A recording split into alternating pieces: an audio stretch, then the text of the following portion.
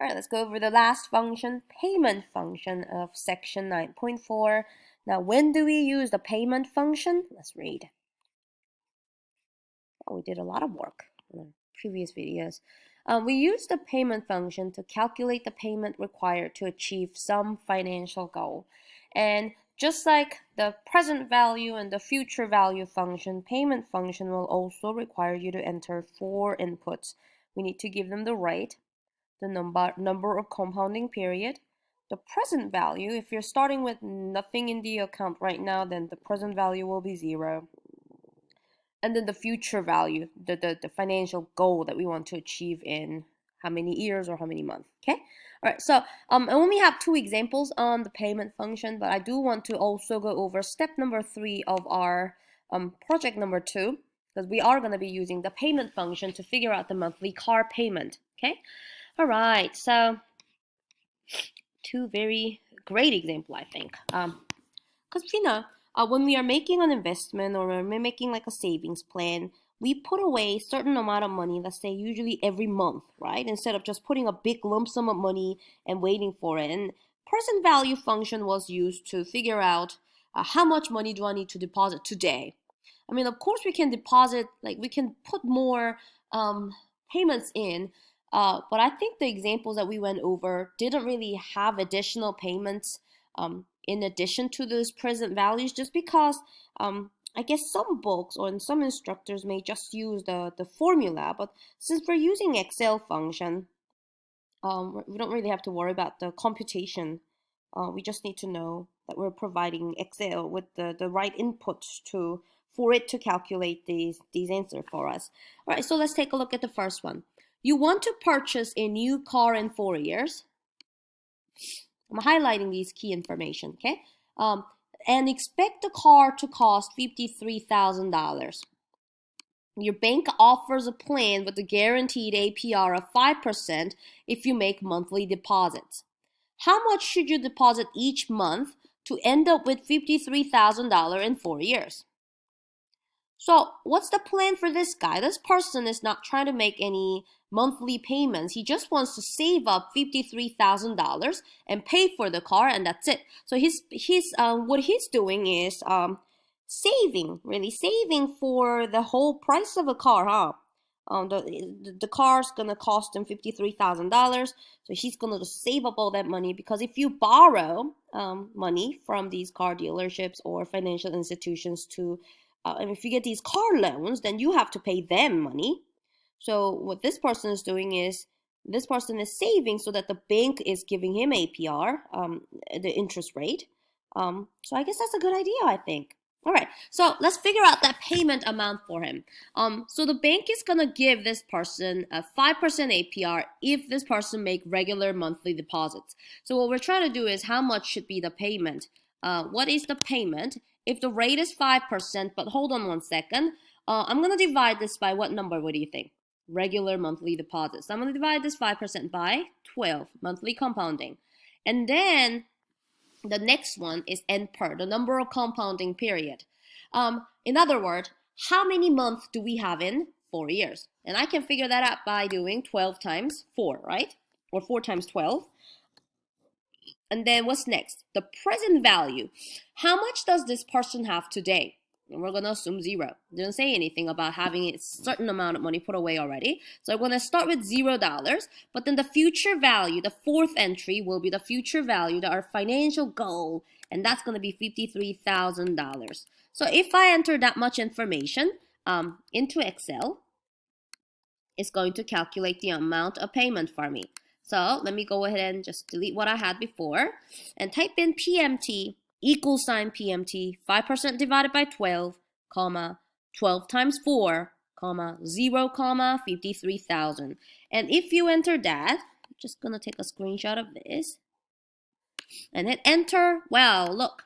If this person pays $999.72 every month, this person will be able to save up $53,000 in 4 years. Okay?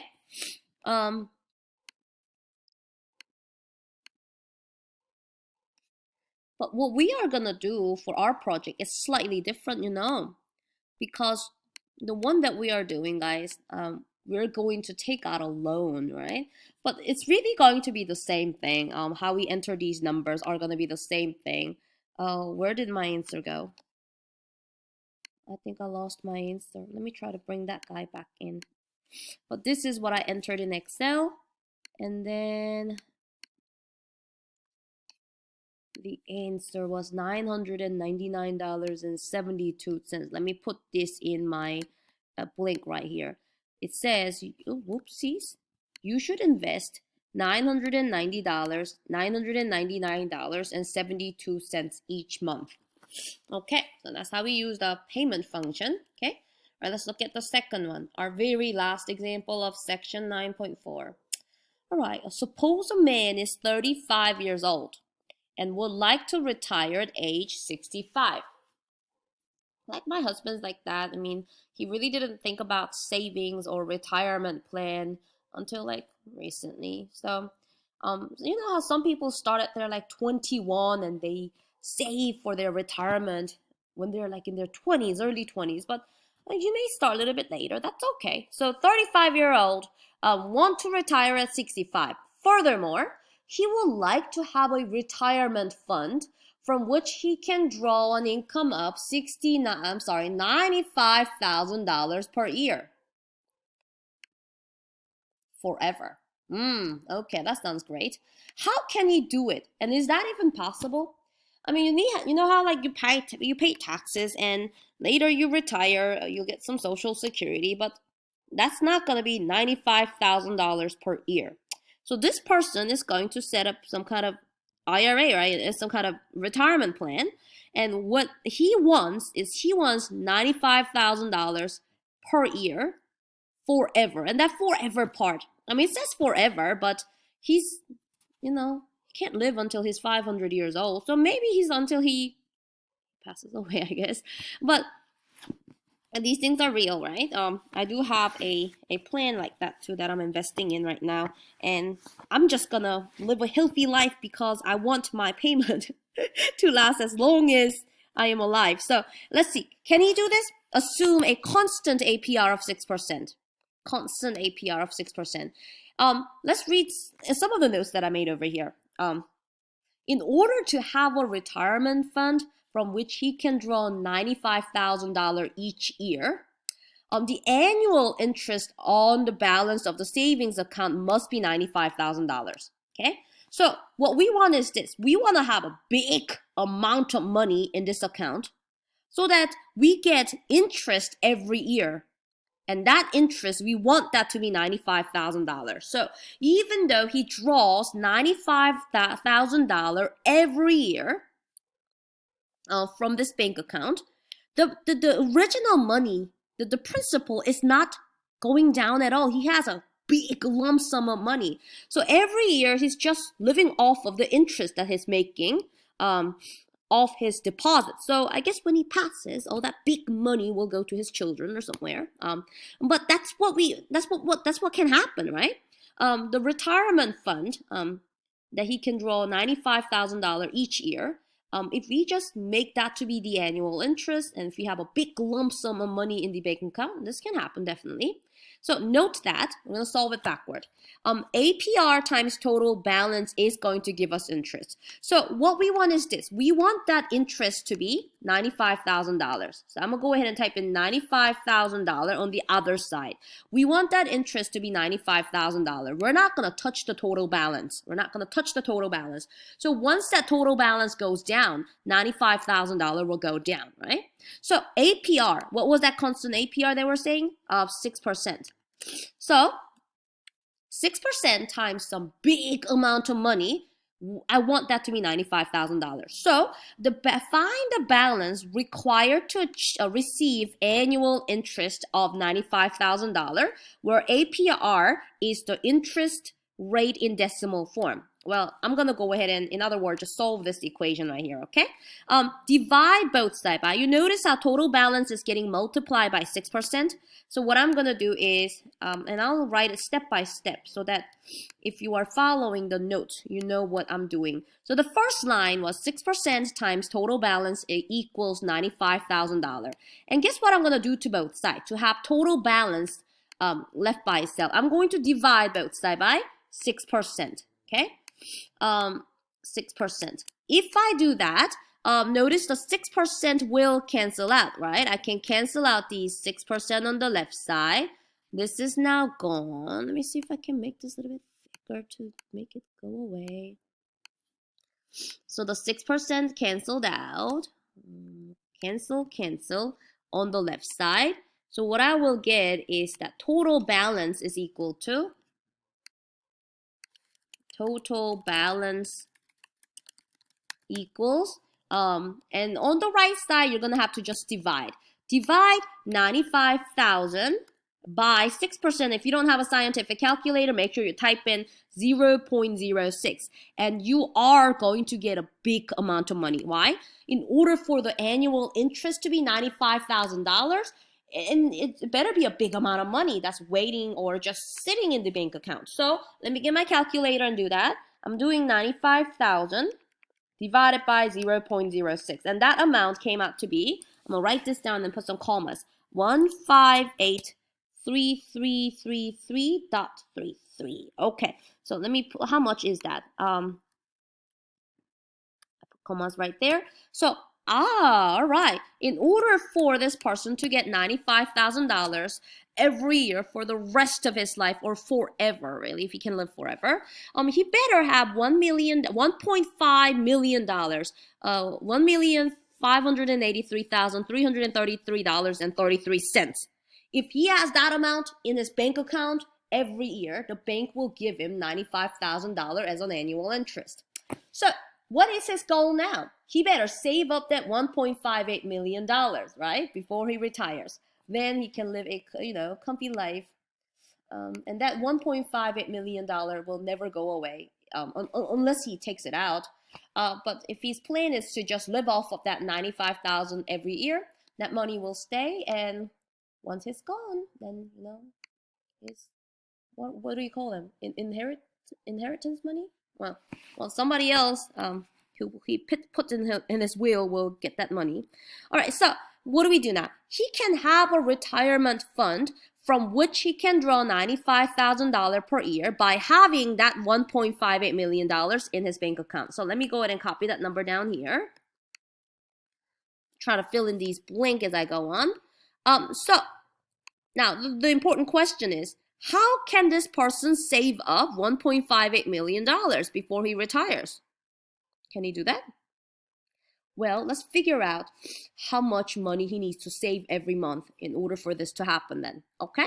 Alrighty, the very last question. He can reach his goal by making a monthly deposit of blank dollar. All right, let's do that. They're asking for what? Payment function, right? Let me try to see if I can put all these on the same page, because I really don't want to create another page just for a couple lines. All right, bear with me one second, okay?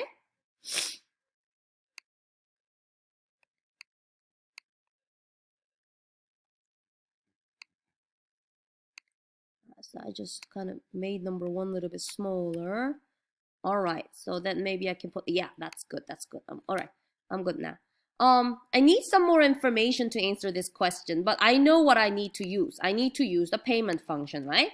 Why are we using the payment function? Because they're asking what the monthly deposit need to be. All right, so PMT function asks you for 4 input. I remember the first one was rate. Now, what's the rate they mentioned? Did they mention any rate anywhere? They just said 6%, right? They said 6%. So I'm gonna use 6%. Okay, 6%. 6%. But notice, what kind of payment are we making? Yearly, quarterly, daily? No, monthly. So divide that 6% by 12, comma. Now, how many of these payments is this person making? Well, he's making 12 payments per year. But how many years is this person doing that for? Now let's figure that out. He is 35 years old today now, and he wants to retire at 65. So in order to figure out the payment period, the investment period, do 65 minus 35. So this is going to be done in 30-year period. And I got 30 by doing 65 minus 35. So come down here, and where you can also type the subtraction in Excel, like just like this. Put 65 minus 35 in a parenthesis and make sure to multiply that by 12, because the second entry has to be the number of compounding period in his investment. So 12 months in a year for the next 30 years. So 30 times 12, that number we just type in should give us 360. So he's making 360 payments, while his interest is, his investment is getting 360 compounding period. So that's the second entry. Now, what's the third one? I keep forgetting what goes after it, because when we enter Excel, they give you this nice thing. NPER was the second, PV is the current amount, the present value. Well, we're going to assume that he has no money right now, but the last entry is the future value, right? The goal that he wants to have in 30 years. And he wants to have $1,583,333.33. That's lots of threes. And I think it can be very frustrating if you guys work too quickly on your homework and mess up on an entry. Like if so just when you're doing this homework, just make sure you type in very, very carefully, okay? I'm double checking. $1,583,333.33. So that's it. I'm gonna go ahead and type this in my Excel. Just copied it. And then I'm going to hit enter. Wow. He just needs to save $1,576.22. I'm gonna go ahead and copy that down here.